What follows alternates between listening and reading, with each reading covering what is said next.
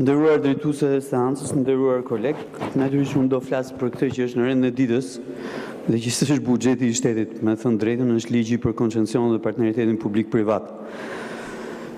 Dhe po i bie shkurt siç kolegu Leska e propozoi pak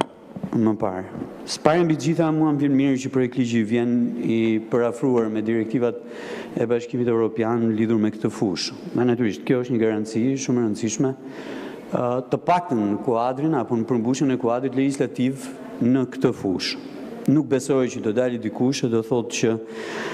BE-ja ka kërkuar që ky ligj mos miratohet sot. E dyta që është shumë e rëndësishme. Për shumë kohë në këtë sallë kuvendi, jo thjesht gjatë mandatit të kësaj magjorance, po edhe më herët kam kërkuar që instrumenti i propozimit pa kërkuar të mos jetë më instrument për përcaktimin e kontratave koncesionare apo edhe ato të partneritetit publik-privat. Dhe më vjen mirë që ky instrument nuk është më në draft ligjin që kemi përpara e që do ta miratojmë. Megjithastu, vazhdimisht kemi ngritur shqetësimin edhe këtu, se ma kujtoi Taulanti sot kur foli për interpelancat e një kohe të shkuar, dhe me thënë drejtën që në atë periudhë kam ngritur shqetësimin e kontratave koncesionare me vlerë 1 euro, apo transferimin e pasurisë publike të shqiptarëve me vlerë 1 euro, qëndrim që e ka mbajtur kohë pas kohe edhe gjatë kohës që Partia Socialiste ka qenë në pushtet. Dhe më vjen mirë që edhe kjo pikë nuk gjendet më në ligjin për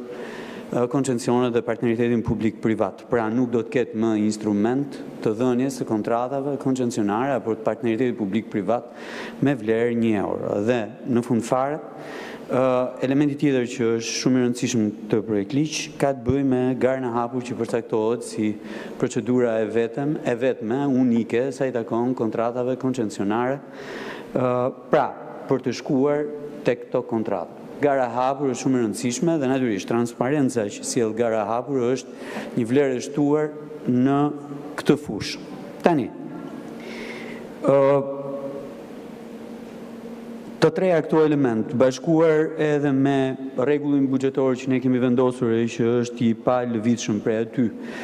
që kontratat koncesionare dhe ato të partneritetit publik-privat nuk mund të kalojnë 5% të ardhurave totale të një viti më përpara buxhetor, natyrisht janë një garanci më e madhe që këto kontratat mos kthehen në rrezik për buxhetin e për pasojë edhe për qytetarët. A kam vërejtje unë lidhur me këtë projekt ligj dhe me definicionet që janë të, po kam. E para mbi gjitha fusha e gjerë për operimin përmes këtyre instrumentave. Do doja që minimalisht kishim një kufizim sa i takon fushave që kanë të lidhje apo kanë të bëjnë me sigurinë kombëtare apo me rendin e sigurinë publike.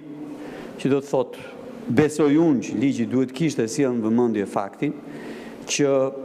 me këto dy instrumenta nuk mund të operohet në fusha që kanë të bëjnë me sigurinë kombëtare dhe me rendin edhe me sigurinë publike. Qartë fare, po e them hapur, ne kemi bërë një hap shumë të rëndësishëm përpara që fjala bie prodhimin e pasaportave apo kartave të identitetit apo identitetin digjital që vjen më pas e kemi tashmë në domen shtetëror dhe jo të derivuar në kompani private. Kështu do të mendoja edhe për një element rëndësishëm që është në projekt ligj që ka të bëjë me buxhet apo operimin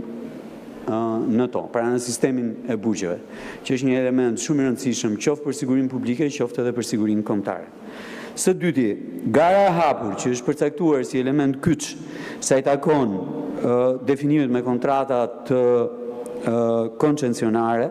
duhet të shtrihet edhe tek kontratat e partneritetit publik-privat, ku janë lënë disa instrumentat të tjerë të cilët nuk garantojnë konkurim të gjerë e mbi gjitha nuk garantojnë transparencë maksimale. Kështu që është shumë e rëndësishme që në rast se ky ligj miratohet të kufizohet jashtëmase përdorimi i këtij instrumenti apo i atyre instrumentave që nuk janë garë, po janë kontrata me negocim me shpallje apo kontrata me negocim në tavolinë sa i takon kontrata e partneritetit publik-privat. Së treti, vërejtja që kam ka të bëjë me nenin që vazhdon të mbetet në projekt ligj, mbase edhe i ardhur nga rekomandimet e Bashkimit Evropian në këtë rast, që ka të bëjë me transferimin e kontratave koncesionare apo të partneritetit publik-privat. Ne kemi patur përvoja shumë të hidhura me transferimin e kontratave, mjafton t'u them, si janë vëmendje faktin që aeroporti i Rinasit, në formën e tij origjinale,